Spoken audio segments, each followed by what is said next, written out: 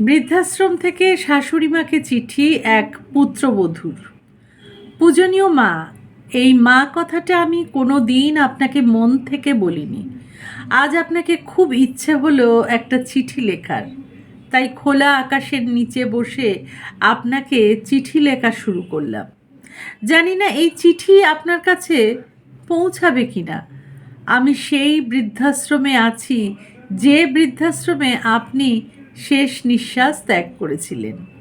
ভাগ্যক্রমে আপনি যে রুমটিতে থাকতেন আমি এখন সেই রুমে, তাই হয়তো আজ আপনাকে আমার খুব মনে পড়ছে। ক্ষমা চাইবার অধিকার আমি হারিয়ে ফেলেছি, তাও এই চিঠি লিখছি যদি আপনি ক্ষমা করে দেন। বিয়ে হয়ে আসার পর থেকে আমি দেখেছিলাম আপনি সংসারটাকে নিজের হাতে রেখেছিলেন। এটা আমার সহ্য হতো না, মনে হতো আমি যেন বন্দি হয়ে আছি। কিন্তু এটা বুঝতাম না মাথার উপর একজন অভিভাবক থাকা কতটা প্রয়োজন। আপনি যখন বলতেন, বৌমা যতটা খাবে ততটা নাও, লোকসান করো না, এই কথাটা যেন আমার অসহ্য লাগতো। কিন্তু এখন আমি বুঝতে পারি আপনি কোনো খারাপ কথা বলেননি তো।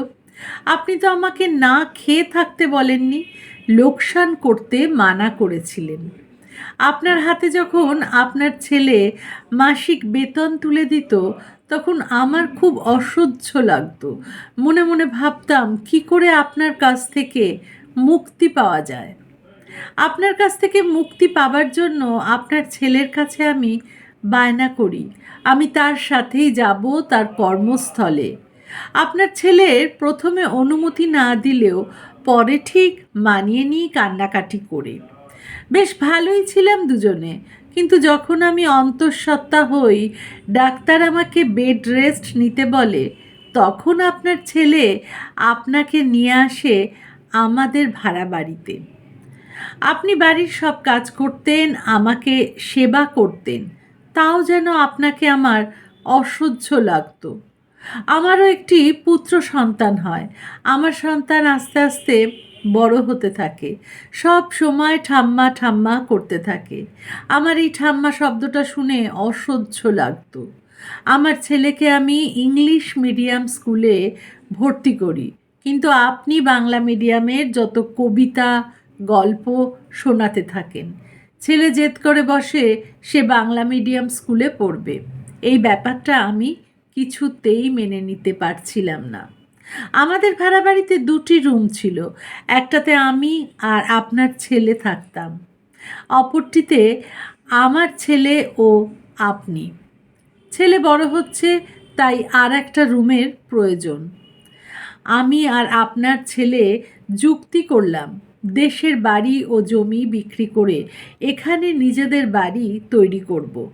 আপনি কিছুতেই সই করছিলেন না। এটা বলে ওটা আপনার শ্বশুরের ভিটা, ওখানে আপনার অনেক স্মৃতি জড়িয়ে আছে। শেষ পর্যন্ত আপনি সই করলেন। আপনার সাথে আমার কোনো মতেই বনিবনা হতো না, তাই স্থির করি আপনাকে বৃদ্ধাশ্রমে পাঠানোর। তখন আমার ছেলে হস্টেলে পড়ে, তাই আপনার ব্যাপারে কিছুই জানতে পারিনি। আপনাকে বৃদ্ধাশ্রমে পাঠিয়ে বেশ কয়েকটা বছর ভালোই ছিলাম। একদিন ফোনে খবর পেলাম আপনি আর নেই।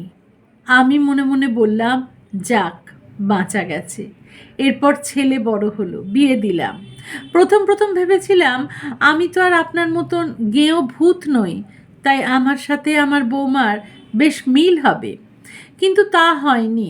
আমার সাথে যেন ইতিহাসের পুনরাবৃত্তি হচ্ছিল। যে যে বিষয়ে আপনার সাথে আমার তর্ক হতো, ঠিক সেই বিষয়ে আমার সাথে আমার বৌমার হতো। হঠাৎ করে আপনার ছেলে স্ট্রোক হয় আর আমাকে সে ছেড়ে চলে যায় চিরতরে। আপনার ছেলের বানানো বাড়ি তাদের পছন্দ হচ্ছিল না। আমার বৌমা থাকতে চায় ফ্ল্যাটে, তাই বাড়ি ভেঙে ফ্ল্যাট বানানোর পরিকল্পনা করে। আমাকে আমার ছেলে ও বৌমা বোঝায় যে ফ্ল্যাট বানালে তারা দুটো ফ্ল্যাট নেবে, বাদবাকি ভাড়া দিবে, তাতে অনেক টাকা আসবে। আপনার মতোই আমি কিছুতেই সই করতে চাইনি, কিন্তু আমার ছেলে কান্নাকাটি করে শেষ পর্যন্ত সই নিয়েছিল। বাড়ি ভেঙে তৈরি হলো বিশাল বড় ফ্ল্যাট। সেই ফ্ল্যাটে ছিল 2টো রুম আর একটা কিচেন। আমি আমার ছেলেকে বললাম, কিরে, আমার রুম কোথায়? ছেলে বলল, মা, তোমার রুমের কি দরকার? তুমি আমাদের মেয়ের সাথে মেয়ের রুমে থাকবে। নাতনির সাথে নাতনির রুমেই থাকছিলাম। নাতনি যত বড় হতে থাকে আমার সাথে খারাপ ব্যবহার করে। আসলে ওর চাই একটা নিজস্ব রুম। তাই আমার ছেলে ও বৌমা স্থির করে আমাকে বৃদ্ধাশ্রমে রাখার। আমি আজ বৃদ্ধাশ্রমে, যে বৃদ্ধাশ্রমে আপনি ছিলেন। ভাগ্যের কি পরিহাস! আমি কোনো দিনই ভাবিনি আমার সাথে এই রকম ঘটনা ঘটবে। রক্তের গরম, টাকার গরম আর যৌবনের গরমে আমরা সব কিছু ভুলে যাই পৃথিবীতে কোনো কিছুই স্থায়ী নয়। যদি এটা আমি আগে বুঝতাম তাহলে হয়তো এই দিন আমাকে দেখতে হতো না। আমি আকাশের দিকে মিটমিট করে জ্বলে ওঠা তারাদের দিকে তাকিয়ে চিৎকার করে বলছি, মা, পারলে আমায় ক্ষমা করে দিন। লেখা তনুশ্রী পাল, কণ্ঠে রুনা।